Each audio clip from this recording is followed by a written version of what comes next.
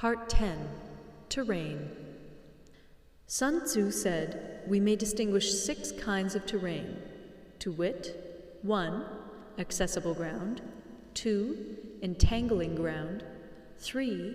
Temporizing ground, 4. Narrow passes, 5. Precipitous heights, 6. Positions at a great distance from the enemy."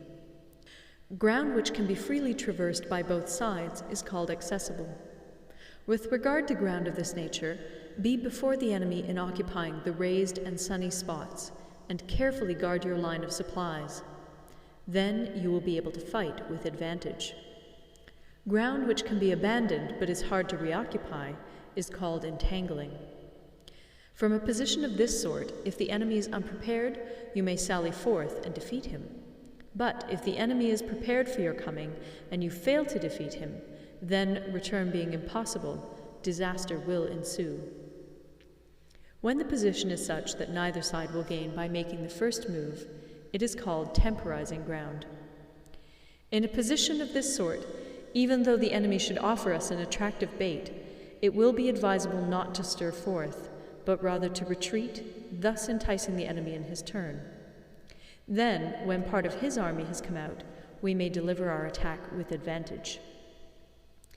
With regard to narrow passes, if you can occupy them first, let them be strongly garrisoned and await the advent of the enemy. Should the army forestall you in occupying a pass, do not go after him if the pass is fully garrisoned, but only if it is weakly garrisoned. With regard to precipitous heights, if you are beforehand with your adversary, you should occupy the raised and sunny spots, and there wait for him to come up. If the enemy has occupied them before you, do not follow him, but retreat, and try to entice him away. If you are situated at a great distance from the enemy, and the strength of the 2 armies is equal, it is not easy to provoke a battle, and fighting will be to your disadvantage. These 6 are the principles connected with earth. The general who's attained a responsible post must be careful to study them. Now, an army is exposed to 6 several calamities, not arising from natural causes, but from faults for which the general is responsible. These are 1. Flight, 2. Insubordination, 3. Collapse, 4. Ruin, 5. Disorganization, 6. Rout. Other conditions being equal, if one force is hurled against another 10 times its size, the result will be the flight of the former. When the common soldiers are too strong and their officers too weak, the result is insubordination. When the officers are too strong and the common soldiers too weak, the result is collapse. When the higher officers are angry and insubordinate, and on meeting the enemy give battle on their own account from a feeling of resentment, before the commander-in-chief can tell whether or not he is in a position to fight, the result is ruin. When the general is weak and without authority, when his orders are not clear and distinct, when there are no fixed duties assigned to officers and men, and the ranks are formed in a slovenly, haphazard manner, the result is utter disorganization.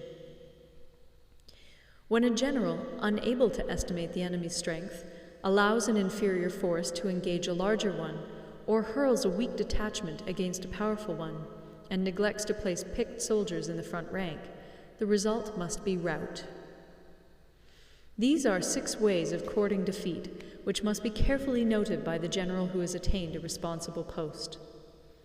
The natural formation of the country is the soldier's best ally, but a power of estimating the adversary, of controlling the forces of victory, and of shrewdly calculating difficulties, dangers, and distances, constitutes the test of a great general. He who knows these things, and in fighting puts his knowledge into practice, will win his battles. He who knows them not, nor practices them, will surely be defeated.